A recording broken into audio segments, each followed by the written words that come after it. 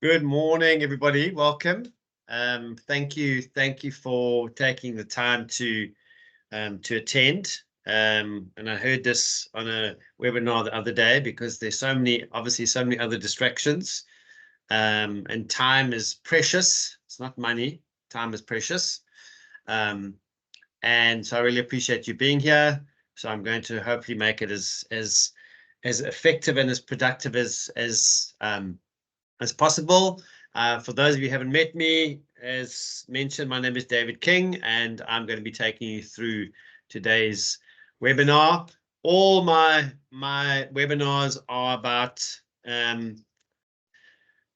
identifying and providing tool tips and techniques to cope in this crazy world. So if you've attended them before, we continue with the theme because really that's all we got. We've got this toolbox in life that we need to be able to dip into. And as I mentioned over and over again, we live in a crazy world. We live in a crazy country. And we need to find ways to not only survive, but to thrive, because no one wants you to survive. We don't want to just cope. We actually want to blossom and be better at coping, better at living, I suppose, at the end of the day.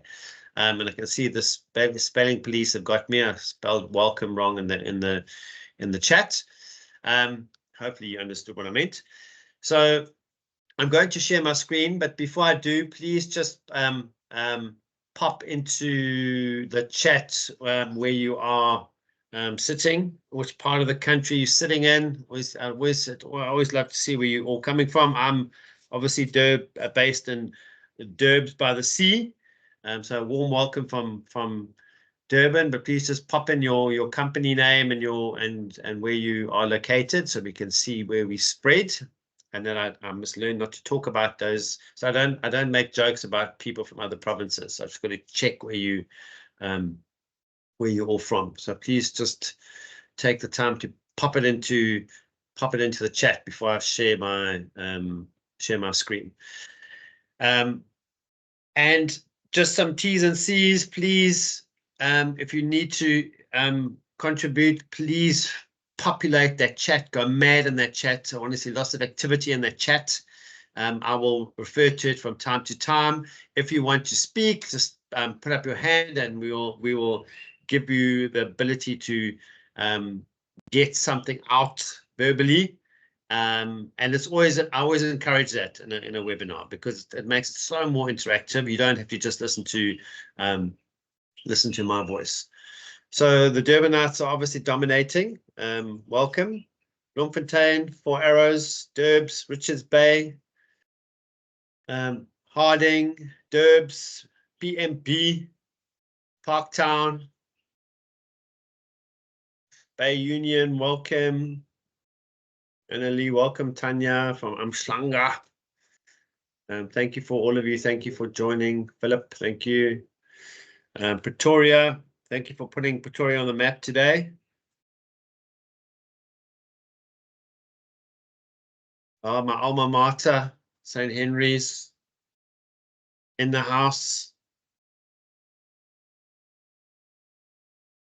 Welcome, welcome, welcome. Right, let me share my screen. You will all have, you don't need to ask in the chat, you will get access to my presentation.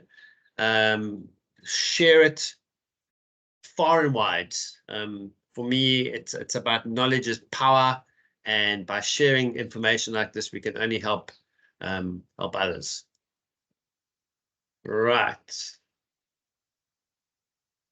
So today's webinar is called Reflect and Reset. And why I've touched on this is because we are in March. We're heading to the end of March, and it's the first quarter of the year. And what tends to happen is, especially if we are suffering from burnout, then it's almost we like get to the stage where we ask ourselves, how much more can I take? It's only the first quarter and I'm exhausted. So some of you may feel this and some of you may not, which is fine. Remember, we're all completely unique. So this is really a session just to unpack what reflection and what it means to reset, because they are, once again, pretty much underused concepts, and yet they are really there to help us to thrive. As I said, not only to survive, but actually to thrive. And as leaders, as business owners, as employees, as parents, as partners, as friends, it's a very good exercise to occasionally dip into this reflection zone. Because we don't do enough of it as usual, because what are we doing? We are so busy living our lives. So we get caught up in our busyness. And yet we're going to find out why reflection is so powerful. So to start off with, I just want to find out where you're at today. So look at the image on the screen, and there are 12 options. And I want you to think about yourself right here now. Which one of those 12 do you relate to? And pop that number in the chat. Don't overthink it. And often with these exercises, they just a check-in. And I think check-ins are super helpful, super powerful, because it's a way of stopping and pausing and reflecting. So don't put what you want to be, but select the number that you currently are feeling or relating to. No judgment. We've got to learn this nonsense. We don't judge ourselves. We go, that's what I am right now. That's what I'm feeling now. That's where I am right now. So it also just gives me a gauge of where you all at.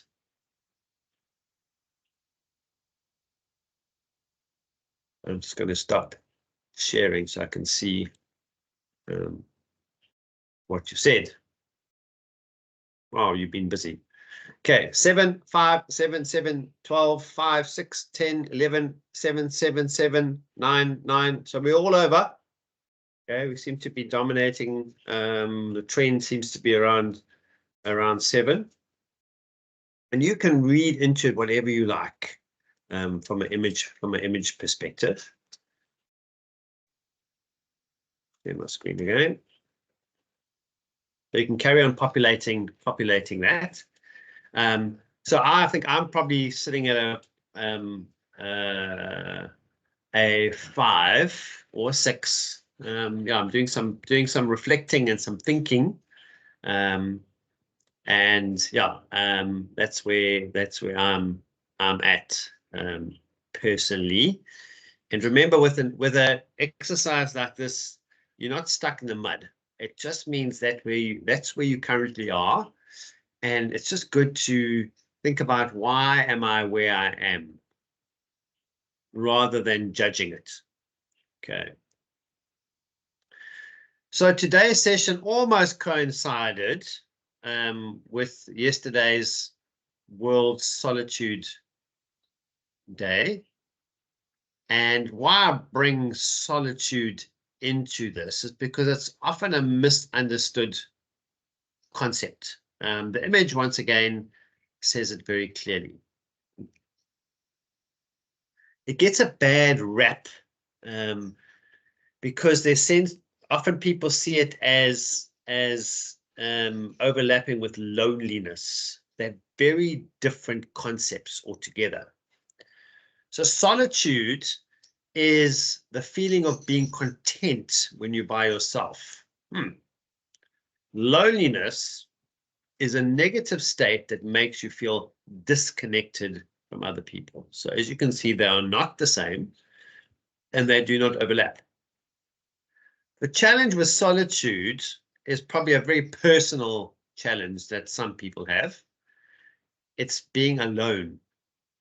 Okay, so being alone is actually it can actually get you into a very healthy state of mind, because if we constantly need to be around other people, and there's nothing wrong with that from a being around other people component, because some of us are just naturally our personalities, and we get energy from people, and there's great power in that.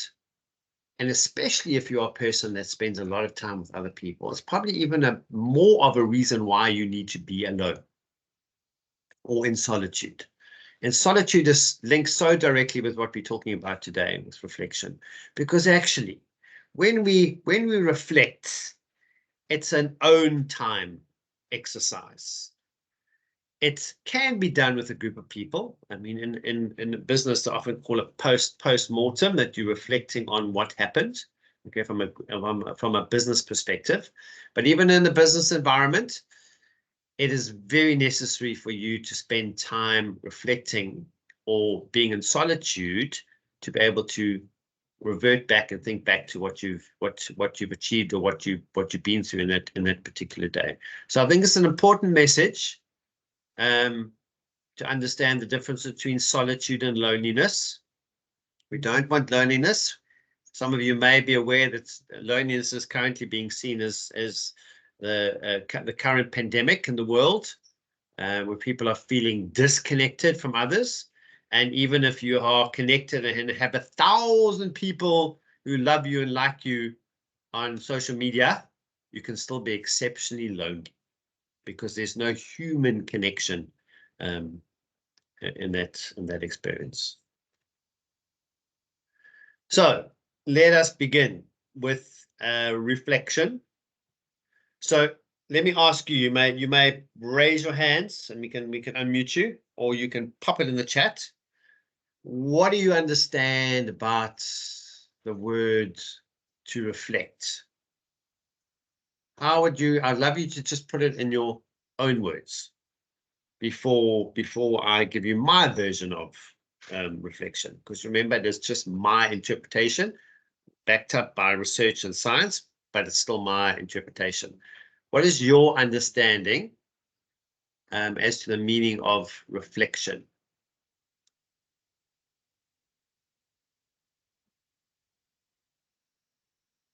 You can pop it in the chat, or you can put up your hand, because I'd like to hear some voices instead of my very own. Thank you, Colleen, to look back like that. Thank you, Emily, to give thought to. Louise, taking stock. Good definitions. Ashna, to where you are and what you have achieved. Karen, to search your soul. Valentina, consider or think about something. How about that? You've all come up with beautiful unpacking or definitions of reflect. So as you can see, there's lots going on with reflection. Reflection can't be rushed. Okay, and that's probably one of our biggest challenges, because in order to reflect, we need some time, and we don't give ourselves time. Remember, we've got our standard excuses that we don't do what we should be doing because we've got no money, no time, no energy, we parents, we work, etc., etc. All excuses. And yet these are the very things that hold us back from doing what we actually need to go and do and achieve. Anybody want to unmute so we can hear your voice and hear your wise words?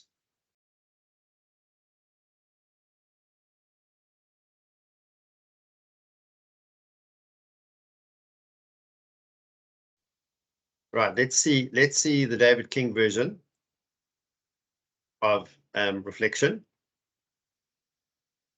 It's always good to start with reflection. The best way to tackle reflection is to ask questions. So try these three, first of all, and these three are by no means the only three. Ask yourself, do you ever feel like you're winging it in your personal and professional life?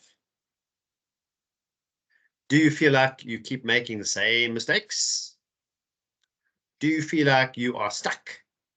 Do you feel frustrated in what you are doing? Do you feel like you are a hamster? I'm sure I can sense their heads nodding. I can sense it, even though I can't see you. So it's good to just plant these questions because they are good reflection questions. Okay? And the dogs obviously agree too. So Always, as you'll know from past webinars, the how and the why.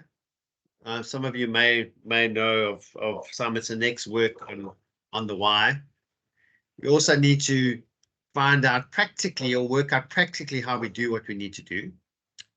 The best way, like most things, is to make reflecting a habit. How do you do that? Look at that first point. Find time and space where you can reflect regularly. And the regularly means it will be different from person to person, because you've also got to be realistic. We all have different circumstances, environments in our home. Some of us live alone, some of us live with a family, and it's about setting aside specific time to do this. And I keep on using this word time, don't I? Time and time again. You cannot reflect without setting aside some time. Realistically, for me, it's often the first thing in the morning or before you go to sleep. And I sometimes alternate. I don't get this right every day, so I'm not sitting here preaching to you, because I certainly don't do as much reflecting as I should be doing. But why in the morning? Because you're fresh. Physiologically, it's a good way to start, because then you know what you've been through and what you're about to go into. And then before you go to sleep, it's actually a way of calming your brain activity down. So there's a physiological neuroscience impact on that, because by us lying in bed before we go to sleep, you actually can reflect on the day and what you've been through. And sleep specialists would tell us that's one of the things that can help you fall asleep better, is to reflect on your past day. And even those of you who have long commutes, whether that's by train, by taxi, by bus, by car, by lift club, by walking, your commute is an opportunity for you to reflect. Okay? And even a lunch break. Okay, so we all hopefully get a lunch break, because by law, we should be having lunch. And I'm sure many of you are guilty of sitting at your desk and not taking a lunch break. And what will your excuse be? Oh, I'm too busy. Or it might even be a bad company culture where no one is driving, that you remove yourselves when you go and eat. And for me, that would be essential to create an environment in which you actually work. When you take your break, that you remove yourself from your desk. So last point there says, pick a time where you'll be left alone and no one will be bothering you for a few minutes. Okay, but for me personally, it's for some it's a few minutes. For others, it might be a bit longer. So I'm just trying to shut all the dogs up that are barking in the neighborhood. So what I did here, I tried to group what to reflect on into 4 sections. And for some of you, you'll be able to relate to different components. You might be able to relate to all sections. And for others, you might pick on and highlight 1 or 2 areas. As I always say, with information, with reading an article, with watching a clip, with going through a webinar, not everything is going to jump out at you. And you can't necessarily apply everything. You need to apply 1 or 2 things that will assist you. The first one is reflection on what's going well. And once again, as I said, is it not always about the question? So it's asking yourself the relevant questions. And here are a couple of examples. What is going well and why? how have I contributed to it or made it happen? And what can I learn from this? So although most of you are probably sitting or at work today, whether you're sitting at home or sitting at your place of employment, you can apply reflection to your whole life. So it's a good idea now to perhaps jot down. I should have told you to have a paper and pen ready. You can jot it down, or you can type it on Word, to think about what is going right in your life. Okay, and sometimes that's pretty hard, because it's probably be easier for you to reflect on what's not going particularly well in your life. Remember, our brains are hardwired to see the negative. And it's far more difficult for us from a neuroscience perspective to seek out the positive. However, there are a few tips around this, which I've discussed in previous webinars. What you look for, you'll find. Okay, so if you're looking for problems, or you're looking around the room and you only can see what needs to be done or what is a mess, that's what you'll find. But if you're looking for, from a gratitude perspective, to grateful for where you are, grateful that I have a job, even though I'm not completely inspired by it, grateful that I have a roof over my head, even though it's not ideally the roof that I want, I've got a roof. So those are just two pretty obvious examples. What we look for, we will find. So this first statement here, think about from a gratitude perspective in your personal life, but from a work perspective, it's time for you to pat yourself on the back and say, flip, this is what I have achieved in spite of, because sometimes it's in spite of what else is going around in the department, or even within my team, or even in my whole organization. And you may never have been recognized for it, but I want you to recognize yourself. So to list and write down something that is going well, that you believe you're contributing well towards. And very important, that last question is, so what can I learn from this? In other words, what's the lesson here that I can perhaps perpetuate this, or recreate it, or do it again? The next statement is obviously the polar opposite, as in what's not going well. Okay, similar statements, similar questions to ask. What's not going well in my life, my personal life? What is not going so well at work? What role have I played in this? And very importantly, the lesson. So what's the lesson from this, not to let this happen again? Okay. So I can assure you that no one is sitting going, oh, I don't know, I can't think of anything. Because then you would probably be highly medicated or in complete denial if that was your statement. So this might seem very obvious what I'm doing here, but how often do you actually stop and pause and do this exercise? We don't. Okay. We may have some superstars amongst us, but I guarantee that most of us, including me, don't set aside enough time to do this. Okay. I'm not saying that this is an activity you need to do every single day. That becomes a chore, because if it becomes a chore, guess what? It ain't going to happen. But if it becomes a habit, a good habit, let's say, for example, on a weekly basis, it can very much change your approach to maybe also being more aware and anticipating stuff that may happen.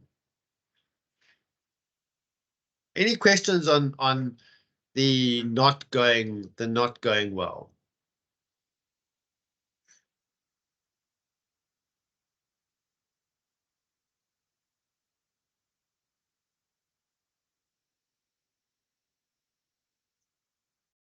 Anyone want to share Doing bold and brave, and maybe share some not going well challenges that you might have, or to comment on what I've said there about some questions around unpacking what it possibly could be. You're all good.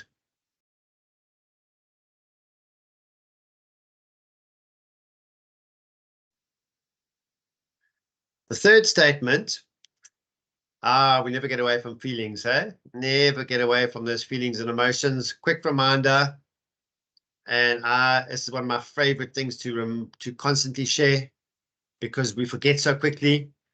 Remember, I'm mushing feelings and emotions together, even though they are separate. That we don't judge a feeling and emotion. They don't define us. They are just messages. They are signs.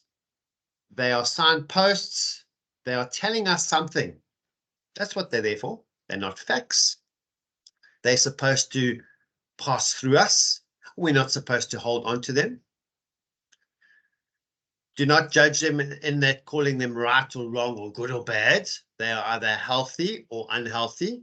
But even if they're unhealthy, we need to reflect. And there's a beautiful link to feelings and emotions.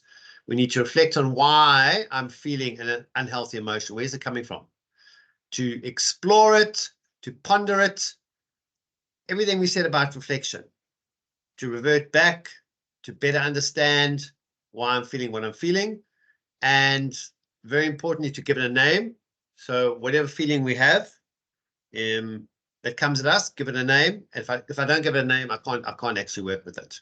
Okay, so those are some really helpful tools around feelings and emotions. They are guesstimates, and there's a fantastic research on that, because we actually are just trying to make sense of something. So we're guessing because of a past experience. Okay, so they're not accurate. They're not facts. They could be, but they're not necessarily. And they're supposed to come and they're supposed to go. So these are some really cool questions you can ask yourself when you do some reflection. How have I been feeling today? No judgment. Okay, name it. How is it how I want to feel? That's a good one. So am I feeling anxious today? Is it how I want to feel? No. What made me feel that way? So these questions are actually helping you get back to the root cause of where a feeling came from. What's missing or what has changed? How am I dealing with that? Oh, I'm dealing with it badly. Oh, actually, I've got it under control. It seems to be maintaining. And how could I be dealing with it? And there's a wonderful opportunity to go and explore, because it might mean I actually need to just get outside, get some sun on my face, do some exercise to release the tension, treat myself to something, have a conversation with somebody because it's impacting me, stop procrastinating, delaying paying the car license. I'm delaying applying for that loan because I'm so worried I'm not going to get it. But it's stressing me. It's affecting me. I am getting the debt collector constantly phoning me and I'm avoiding the call. So let me rather face it and commit to, I can't pay the full amount, but I'm going to commit to $100 a month. Okay. And just on the side, if you didn't know, that in most cases, someone collecting debt will be satisfied if you make a commitment and you stick to it. And yes, you could be paying that flippant debt off for the rest of your life, but they're going to leave you alone because you are going to be paying them the money that you can afford, the $100 a month. Full stop. So very powerful to reflect on how you feel using these questions, because by asking yourself these questions, you have to dig. You see, you can't not dig when you reflect on your feeling. And then the fourth statement is reflecting on your attitude and your thinking. Okay, so some of you may have been given feedback, or you may be telling your teenagers to change their attitude, or to tell your team to change their attitude. Okay, what does that mean? Attitude is everything. And depending on who you are, some of us battle with those negative, stinking thinking thoughts. Okay, and they actually are a hindrance and a hurdle to us reflecting effectively. So we can either look at a situation and say, I am bad, David is bad because of what I did, or we can say, I did something bad. See the difference? And that can completely shift your mindset. So, we talk about in the learning space, this fixed versus growth mindset. So a fixed mindset is something that doesn't change. You're not open to interpretation, not open to changing. You believe this is your lot in life. This is how I arrived on this earth, and nothing's going to change. When we're having a bad day, that's what we feel. Versus the growth mindset, which means not a magic wand. It is the ability that I can change. It's going to be flipping hard, but there is growth, there is possibility, and I can learn something new. I'm not stuck. Fixed mindset is that you're stuck in the mud. Growth mindset is that I believe, even though I don't know what the answer is, it's linked to resilience and hope. But even though I don't know, I don't have to stay here. I'm not forced to be here. I'm not forced to stay in this job. I'm not forced to stay in this relationship. There are options. Yes, it might be very traumatic and very difficult and very messy, but I've got choices. So here are some questions around this. What are the facts about what's going on here? How am I making myself feel this way? What is my attitude towards this? Is it helping or hurting? And I should have boldly highlighted helping or hurting. Such a good question to ask yourself. What am I doing and what am I thinking? Is it helping me or is it hurting me? So if it's hurting me, I must stop it. I must choose to stop it, or I must remove myself, or I must have a difficult conversation to end it. Okay. How do I want to feel about this? How could I look at this in another way? And the last point there, you'll be very surprised how much control you actually do, because your control comes in your choices. Remember that. So sometimes we say, from a circle of control, I don't have control, or I have influence, or I have a little bit of influence, or a lot of influence. Sometimes we have a little bit of influence. Sometimes we have a lot of influence in our personal lives and even in our work lives. And sometimes in the work environment, you get very frustrated because you can see how things could be improved or things could be better, but you're not at that level that can influence or make that call, that decision. Okay. However, look at the things that you can influence within your work, within your team, within your family, within your relationship. That is where you sit with the power of choice. Okay. So just to quickly reflect, what do you need to reflect on?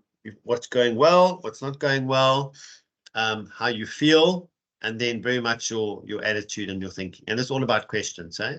It's all about questions. So be a person that's good at also getting comfortable with asking yourself questions.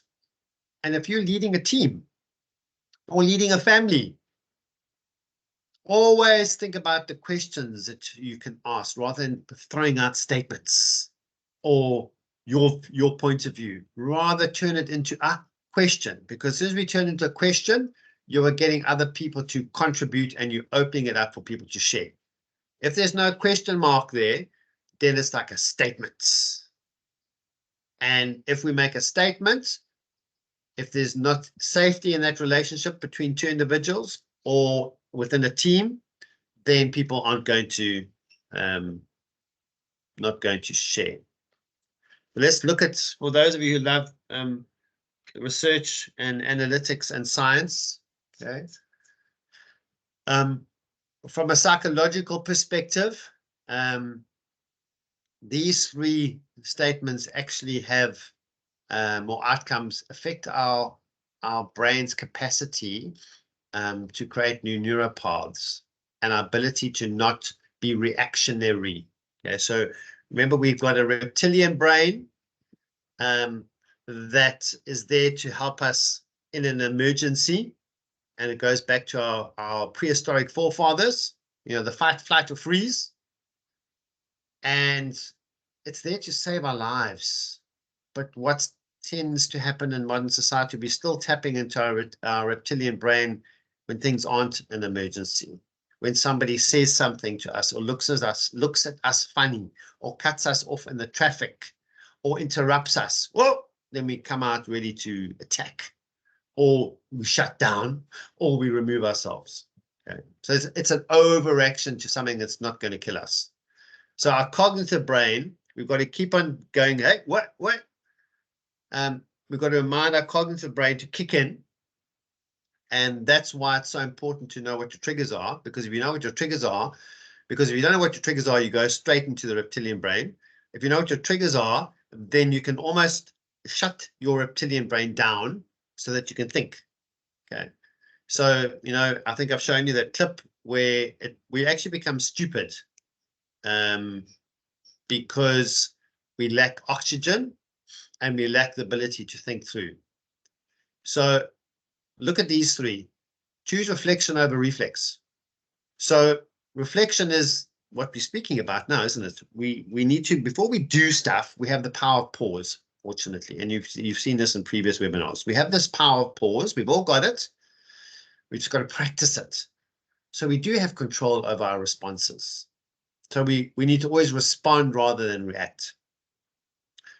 And a lot of people use that as an excuse. They're going to have it was just a reflection, a reflex. I just reacted. Okay. That's an excuse. Okay. Because we do have the ability, the power to stop and pause before we do something.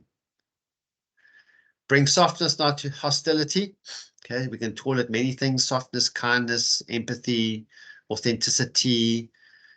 We don't have to default to attack, to defense mode, to correct mode, to humiliate, to humble somebody, to destroy somebody, because that's not common humanity. That's not humility. And where's it getting us? Where's the hostility going to get us when we react to somebody?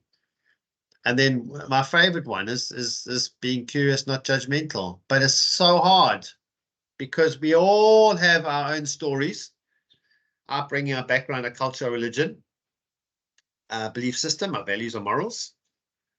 And we think we're right, and we meet somebody whose views are completely different. We're going to be having this big time already when it comes to our election coming up. We have a political party that we may be choosing to vote for, and one of our colleagues or one of our family members is choosing somebody else, which is completely foreign to us. And immediately we want to go, what's the matter with you? Okay. Are you crazy? I can't believe you. I'm so disappointed in you, whether that's a colleague or a family member. Instead of reacting like that, there's the reaction, okay, is to be curious and to find out and ask where they're coming from. Ask them what made them choose and why do they think this is an option. So you can debate it. No one says you can't debate, but you're not attacking. You're not shutting down. You're not humiliating. You're being open to maybe learn something new. Doesn't mean your mind is going to change, but you could possibly be learning something new. Okay, and you're opening a conversation. You're not shutting a conversation down. So, as I said in the beginning, it is a superpower reflection. And some of these we touched on already. So it brings perspective. Isn't that obvious? If you reflect, we're thinking through something like some of you mentioned in your definition. It raises self-awareness. And isn't this what we're trying to strive for? From an EQ perspective, to be more self-aware. It helps us to release stuff that we're holding onto, a belief system, and realizing that we do evolve and we do change. It boosts performance. It helps us to do better next time. We can't always do well. Sometimes we stuff up. Sometimes we make mistakes. But reflection helps us to not make that same mistake again. It's an executive functioning, okay, and promises continuous self-awareness and empowering individuals to achieve their potential. And that's what we're all trying to do, are we not? Those of you managing a team in big corporates, you talk a lot about hypos, high performers, and high potentials. And what you will know, and what the research tells us, is that reflection is now being added to the list of leadership superpowers. We know already that empathy is there, being able to evolve and adjust, to be able to reflect, to be able to deal with conflict. So do you see how it's all coming together? So if you don't reflect on any of these things, you're not going to be self-aware. And then the last one, when it comes to work environment, improves employee performance and learning. So even within learning and performing, reflection is essential. And those of you who've been exposed to lots of learning, or maybe some of you are in the learning space or HR space, reflection is critical, because you can't develop people with the same content forever. Content has to change, but people hang on to content. Even policies and procedures, think about it, rules and regulations, we create them, we hang on to them, but actually we should be reflecting and checking on them on a yearly basis. We should be looking through all your HR policies and procedures and rules and regulations. And you should be asking yourself one question. Are we being employee focused? Or are we being company focused? 10 years ago, companies went to this evolvement around customer service, didn't they? Did exactly the same thing. Instead of creating your policies and procedures around the organization, you put the customer in the middle and you created your policies and procedures around the customer. Magic happens. Okay. So we're on this current journey, which is very painful and very uncomfortable, to do the same with an employee. Is creating all your policies and procedures, your HR policies and procedures around that employee rather than the organization. And I'm sure HR Talk can work their magic to assist you in doing that. But you've got to be brave and bold, but it's the future. If you're not doing that, if it's not happening in your organization, better watch out. Okay, because you are all employees, and the rest of your colleagues are employees, and the future world of work is around people selecting organizations that take into account my individual journey. Okay, so it's just putting it out there in case you haven't tackled that. But I'm sure it's on your list of chores to do. So this is from the Mindset Journal, because we're going to now lead into rest after reflection. You don't have to earn rest. You need rest. You deserve rest. You are worthy of rest simply because you are a living being. And don't ever feel guilty for taking time to rest. Society, and maybe even your upbringing, has resulted in you believing that rest is laziness. You must be busy. You must do stuff. Even when you go and leave.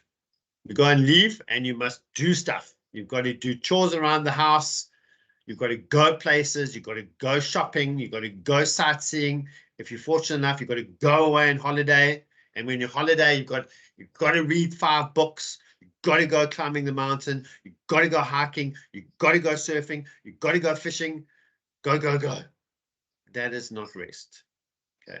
So some of you can definitely relate to that, because the tragedy of that is that we might be believing that we're having a break, but we're actually not. How many of you have gone on leave and come back exhausted, and you go, what's the matter with me? I was on leave. Well, I'm so tired. Well, what were you doing? Did you actually rest, or did you not? Okay, any comments on reflection before we dive into rest? Anything you want to pop in the chat? Put up your hand. Wise words are always welcome. I'm getting tired of my voice.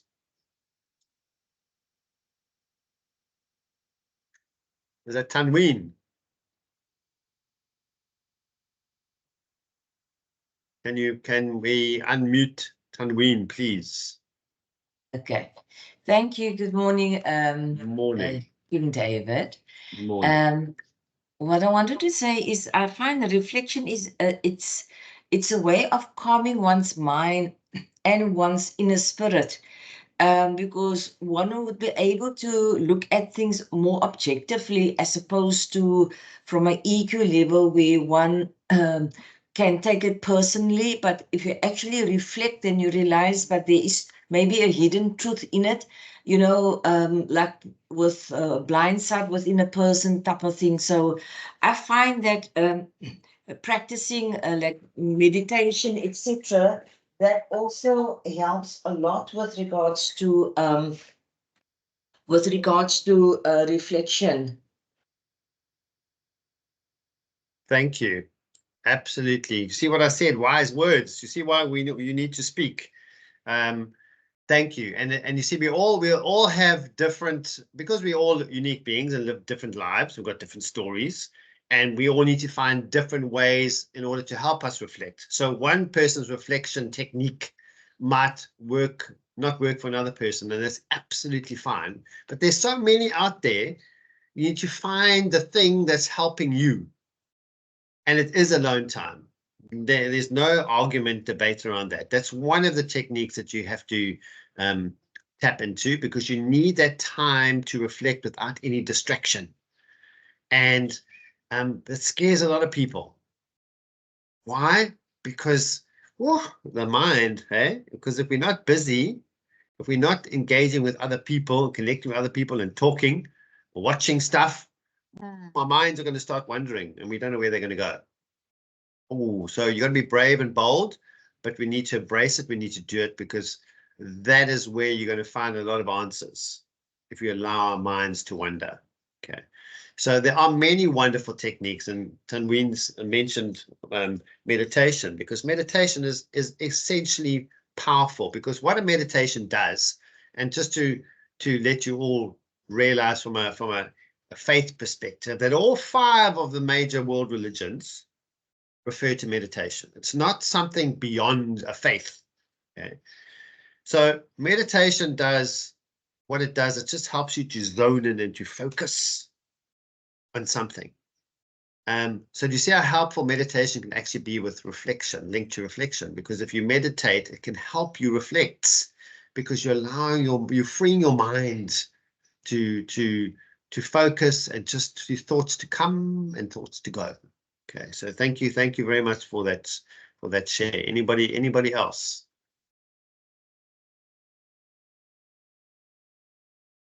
Let's tackle rest, because you're going to need time to rest after we've had the session. So I don't want to run out of time. Look at that, rest. So we should all be taking a lovely deep breath, because when we see this word, we should go, oh, because really that's what you need to do. And why rest is so important is because rest leads to recovery. Rest and mental health are intimately connected. There's some obvious stuff that we need to do that you have heard time and time again. Okay, is how do we rest? We need to, sleep specialists and neuroscientists will tell you, if we don't get the first one right, then you're wasting your time with everything else. That's how critical healthy sleep is. So we could spend ages talking about sleep and the sleeping patterns. Okay, and you need to, very briefly, when we sleep, we have different sleep cycles, and we need to experience them all, because each stage of sleep contributes to some form of our health, whether it's physical health or mental health. And the less sleep we have, the less chance we have of our bodies going through every single stage. So I'm putting it very simply. So ideally, it says that we need 7 hours of sleep per night. But we're not all average, are we? Okay. But ideally, that's what we should be striving for. Because when we get that, What it means is that we have rested. So our bodies have rested, our brains have rested, and all sorts of healings takes place, and uncluttering of muck goes on. Even our brains are uncluttered with muck. Okay. And for me, that's number one. Eat. Okay, we know that we're supposed to eat better. So there's one rule, just reduce, try and get rid of as much as you can of anything that's processed. So what is processed stuff? Anything that comes in a damn box, basically, or anything that's broken down or refined. And yes, your cupboards are probably full of it, but be aware of it, because there's plenty foods that you can eat that are not processed. So just bear that in mind. I'm not saying get rid of all processed foods, okay? No one's an extremist. Extremism doesn't help anybody. It's difficult. It might be expensive. It's probably impractical. But think about what you eat for dinner, okay?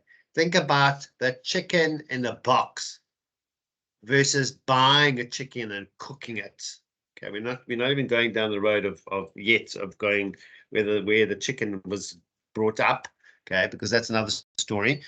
But that's just an example. Okay, when you are purchasing vegetables, just buy raw vegetables. Yes, it's very convenient to buy vegetables that are already frozen and are in packets and are chopped up for you, but you're losing the nutrients. Every time something is handled, you're losing some goodness from it. And then lastly, the exercise, and for a long time, we believed exercise had to be formal. You had to be going to gym, partaking in running, any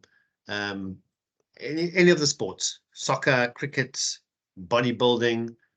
No, exercise is about flipping moving. Just move, whether you are gardening, whether you are doing chair exercises, whether you are cleaning your house, whether you walk around the block, walk up and down the stairs. Don't use a flipping lift at work. Use the stairs. That's one thing I practiced for my last few years when I was at the Mr. Price Group. I stopped using the escalator or the stairs or the lift. Walk the stairs. Think about when you're going to shopping malls, when you're in parking lots, parking garages. Use the stairs. Do not use the escalator or the lift. That is exercise. Okay, that's all I'm saying. Let's move on. There's actually 7 types of rest. How's this? There are, who would have thought, eh? Physical. So it's actually physically allowing your body to allow to nap. Naps are good, not laziness. Mental, meditating, music, the power of music. Music, oh, it's transformational. Music changes our mood. Music takes us back to memorable occasion. Music affects our mood. We laugh, we cry. Okay, makes us reflective. A song, you hear a song, oh, it can make you reflect. Emotional, you sometimes need help. Talk to a friend, talk to a family member, talk to a therapist. Social, balance time alone with others. Creative, do something creative. No one says you've got to be a sculptor or painter. I doodle. Let me show you. Very proud of my doodling. I bought they call it a scratch paper. Okay. And I doodle stuff. So I do a little activity every morning. I sit outside and I do a doodle. And I never saw myself as being particularly creative, but guess what happens? The more you do, the better you become. Not bad, eh? So that's just one thing that I'm sharing with you. Do something creative, whether it's painting, drawing, cooking, gardening, and why not try something you never tried before? Spiritual, journal. You've heard about journaling, okay? You know rules about journaling? You don't have to do it every day at the same time. Write an essay. Just talk to yourself. Some people like to use it as a checklist. Some people like to do it as a brain drop. Some people like to do it as a what I would like, what I want to do in the future. And then sensory is turn off devices, sit in silence. Yeah, sit in silence. Like that image of the chair on the beach. Just go sit on the beach and look out at the sea. Sorry for those who do not live by the sea. Find nature, get out into nature and sit there and smell and listen and look and feel. There's your sensory.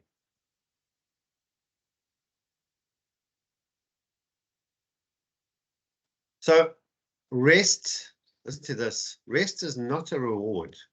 How often do we make rest a reward? If once I've done that, then I will rest. Okay. Rest is repair. That's what rest is. You are repairing, you are re-energizing. As we looked at those 7 types of rest, you are repairing yourself so that you can continue and that you can reset. Okay, just as we have to reset the reset button on our laptops, okay, we have the ability to reset. It doesn't belong to some people. We are all capable and all competent enough to reset, but we've got to do some work before we reset, as we've learned this morning. We've got to recover, and we've got to rest. And there are, as you saw, there are many, many, many examples and techniques that we can apply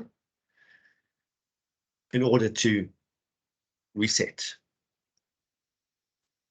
So what I want you to do now, just to wrap this up, is to pop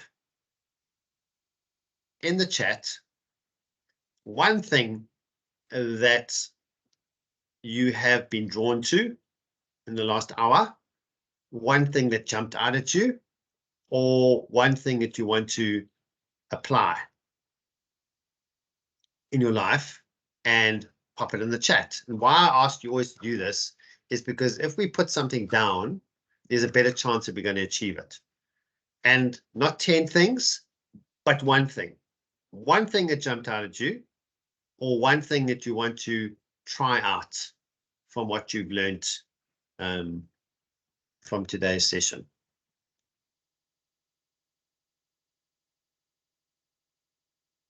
And pop that in the chat. Or you may put up your hand if you want to say anything, wise words. Thank you. Name your motion. Rest is not a reward. Just to learn to rest. Give yourself permission.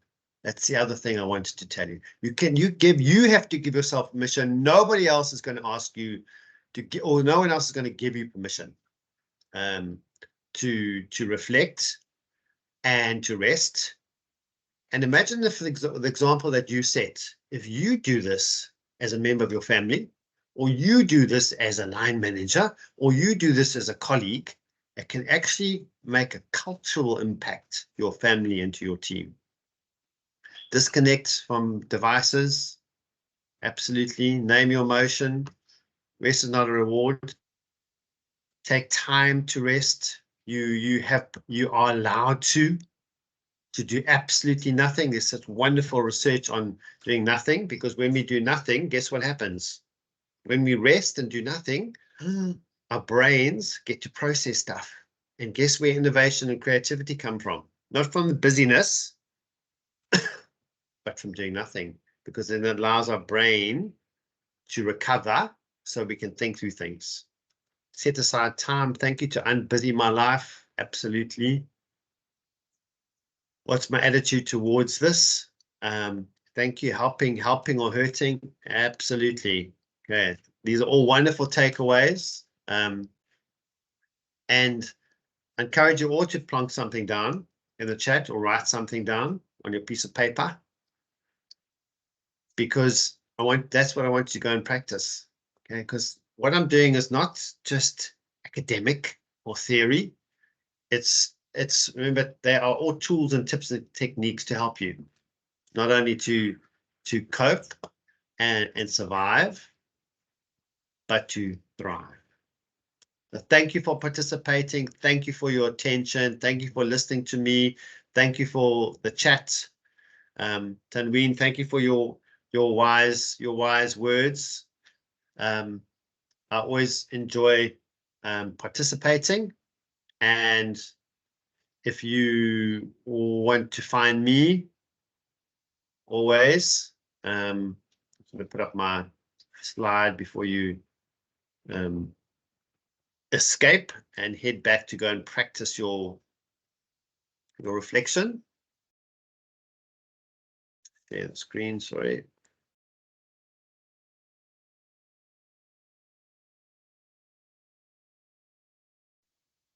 Any comments? Anything you want to add? You're free to add a comment. You'll be sent this PowerPoint slide. If you want to contact me personally, there are all my details. You can also ask HR Talk directly. That's my cell number, LinkedIn, Facebook, and email. If you can't find me, I will now be resting and reflecting in order to prepare myself for our next session. So thank you very much.